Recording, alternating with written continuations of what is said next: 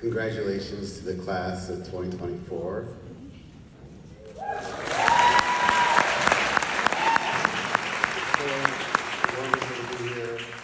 Thank you to the faculty and the staff and to President House and Provost Carlin. She's had many titles here. Thank you to the families. Thank you, Mom.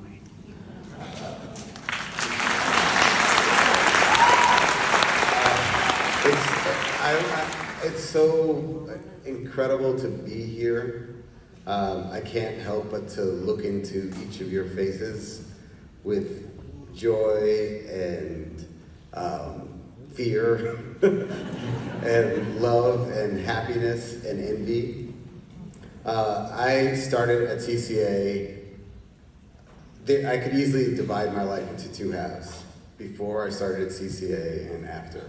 It also happens to be, I'm 48 and I was 24.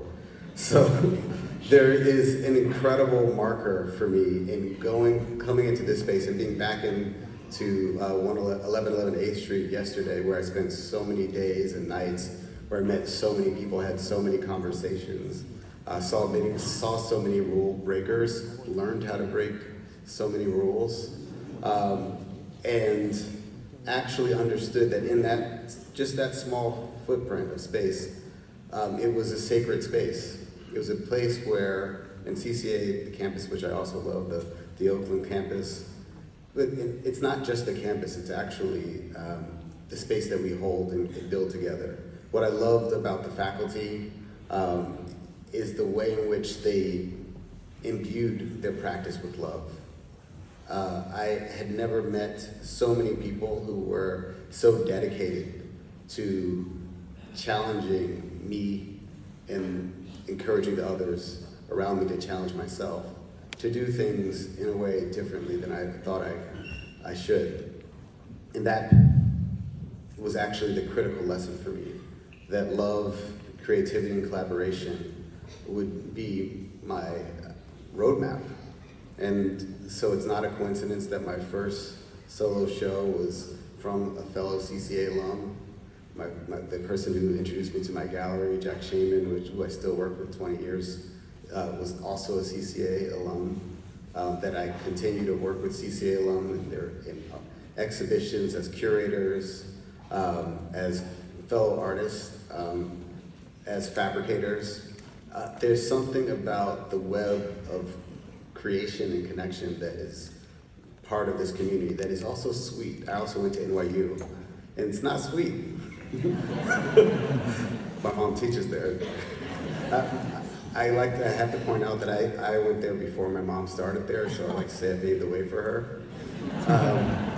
But there's something about CCA that is unique, is that it is a place where heart I found, is central to the students, the faculty, and the staff. So I challenge you as you go into this world at this time when hate is pervasive and appears to be growing, to stay in love. I challenge you that because you're some of the only people on this planet who have elected careers that rely on your ability to love what you do.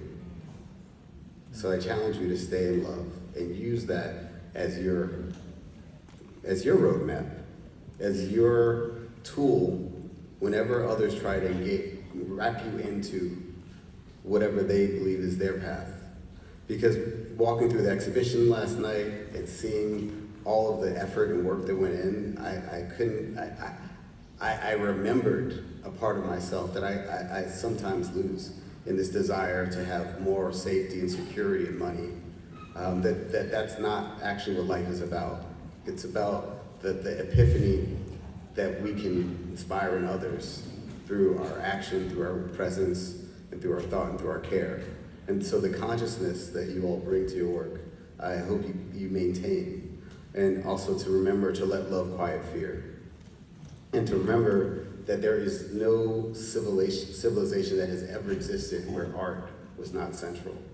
They want to pretend that you can have a society where art is to the side or where artists aren't important. But I believe that we are the most important civic leaders. And part of many of the issues that we see in our society is a result of avowed non-creative people attempting to address long-standing problems that they won't even acknowledge. So I encourage you to think about yourself and your practice, no matter what it is, as that of a civic leader. If you're making chairs, you're making a space for people to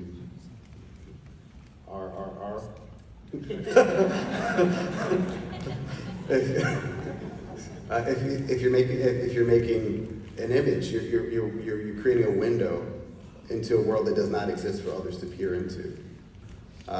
If you're creating a fabric, something for people to wear, you're actually giving people, thank you, Nelson, something to remind themselves and others about the value of every moment that they're alive, that we can share.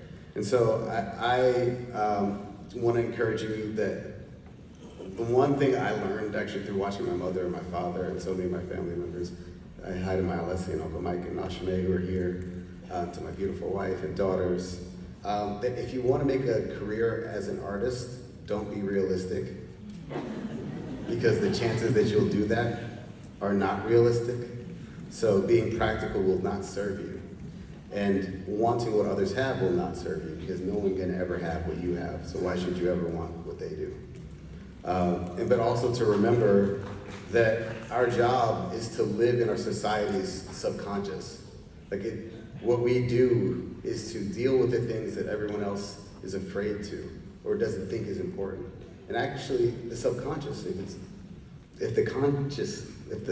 those of us who work in the society's subconscious are conscious, we can have an incredible effect on the world without them even knowing.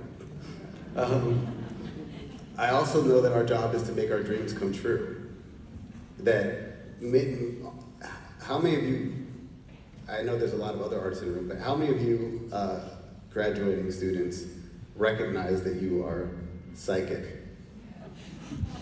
Raise your hand. Okay, it's about 25% that are willing to acknowledge that. Or how about that you can actually see somehow into the future? Can I get some more hands?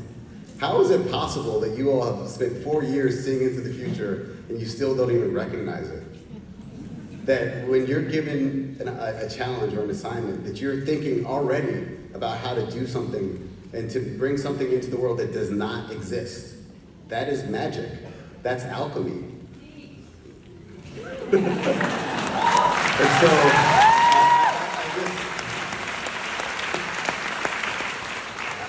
I challenge you to step into your power and to acknowledge that you make the unreal real through your thought, through your action, and through your wisdom. And to use that as a tool to encourage others to wake up to their own power. I remember there's a book by George Orwell called 1984, which was about 50 years into the future, 40 years ago. However, it seems actually somehow more prescient today. And there's a line that really pierces me. He says, "Whoever controls the past controls the future, and whoever controls the present controls the past."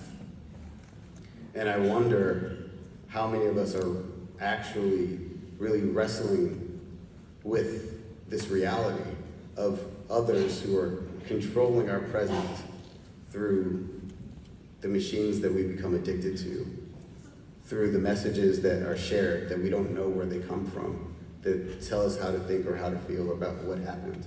But you all are actually in a very interesting moment, because I think you're the last generation that can ever trust a picture this much.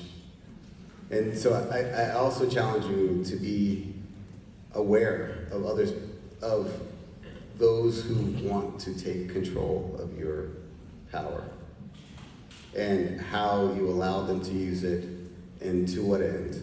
And so I just want to end with a quote by James Baldwin, who wrote, "The greatest among us, called artists, to quarrel with," it's the middle of the quote, "The greatest among us, called artists, to quarrel with the nations as lovers do, Artists are not politicians.